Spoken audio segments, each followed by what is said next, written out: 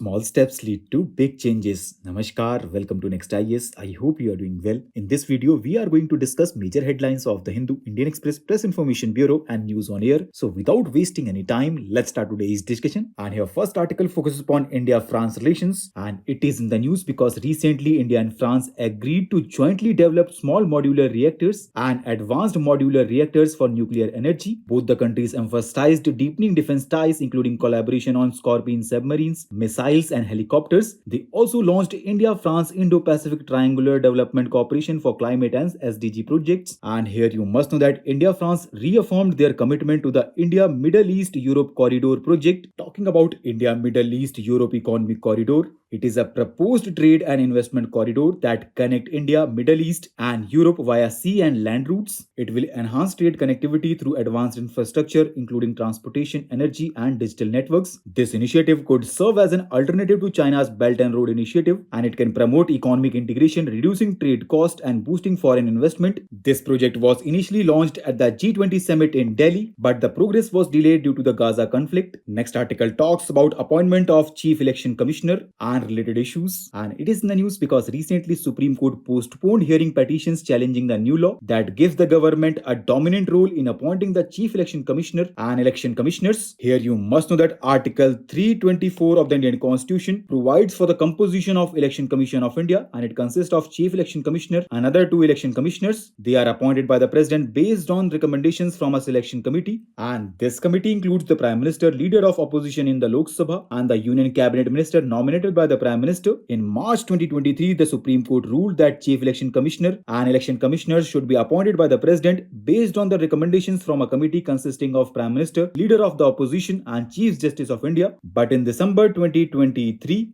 government passed the new law and set up a selection panel for appointments, but excluded the CGI from the selection committee. And now the Supreme Court will hear petitions challenging the new law on February 19th, particularly the exclusion of the CGI. Next article focuses upon gender budgeting, which refers to the process of integrating gender equality considerations into the budgetary allocations and decision-making process. And it is in the news because recent budget focuses on inclusive development with strong emphasis on women's economic empowerment. Here you must know that gender budget has increased to 8.8% of the total budget, which is the highest allocation in 2 decades. Budget also includes initiatives to support women in skills, employment, and entrepreneurship, with 52% of the allocated funds directed toward women. The recent budget also aims to boost female labor force participation, and there are proposals to formalize gig workers, especially women, through identity cards and social security benefits. And the budget also simplifies access to financial services such as loans and credit for women farmers to boost economic growth. In the last, we can say this year's budget sets a strong foundation for women's active role in India's economic development, and it is aiming for substantial growth in women's participation by 2047. Now the Supreme Court is hearing petitions seeking a lifetime ban on convicted persons from contesting elections. Under Section 8, Subclause 3 of the Representation of People Act 1951, a person convicted with a sentence of 2 or more years is disqualified for 6 years after release, and Section 8, Subclause 1 disqualifies individuals convicted of serious crimes permanently. But here you must know that according to ADR report 2024, 46% of MPs have criminal cases and 31% face serious charges. In this context, and Supreme Court had made significant ruling to decriminalize politics. For example, in the Association for Democratic Reforms case 2002, it mandated that the disclosure of criminal records of all candidates contesting elections. In CC versus Jan Chaukidar case, the court supported the Patna High Court's interpretation that under trials prisoners are disqualified from contesting elections, but this was later amended by the parliament to allow under trials to contest. And in Lily Thomas case, the court struck down Section 8 Subclause 4 of the Representation People Act, which allowed convicted legislature to remain in office if they filed an appeal. And now the petitioners are arguing that convicted persons should not be allowed to become lawmakers, while the government defends the current 6-year disqualification period. And here the court may consider reviewing the Election Commission's power to reduce disqualification periods and the appropriateness of lifetime bans for certain crimes. Next article is related to Einstein Ring because recently European Space Agency's Euclid telescope discovered a rare Einstein ring around the galaxy NGC 6505, which is located 590 million light years away from Earth. Talking about Einstein Ring, ring. It is a circular light phenomenon caused by gravitational lensing, where a massive galaxy distorts and amplifies light from a distant galaxy behind it. This discovery helps scientists study dark matter, which does not interact with light but has a gravitational effect. Here you must know that Einstein rings are rare and can only be observed through space telescopes. Next and last headline talks about South China Sea, because recently China has approved the construction of the first South China Sea Deepwater space station. Now let's learn more about South China Sea. So friends, it is one of the most strategically and economically important waterways in the world, which extend from the state of Malacca in the southwest to the state of Taiwan in the northeast. It is a crucial maritime gateway and junction for shipping between Pacific and Indian Oceans. It is surrounded by several nations including China, Taiwan, Philippines, Malaysia, Brunei, Indonesia, Singapore, Cambodia, Thailand, and Vietnam. And this region is rich in natural resources including oil, gas, fisheries, and it serves as a crucial trade routes for various economies. Talking about the territorial dispute in South China Sea, it mainly involves China, which claims almost the entire region, and several Asian countries including Philippines, Vietnam, Malaysia, Taiwan, and Brunei, who contest China's claim. This dispute affects freedom of navigation and air traffic. Now, what is India's position? So friends, India's position on the South China Sea has evolved in recent years, shifting from neutrality to more active support for claimant states like Philippines and Vietnam. India also seeks to secure its energy resources and enhance economic ties through its Look East policy. So with this, let's conclude today's discussion. Thanks for listening, and for regular updates, you can follow us on various social media platforms.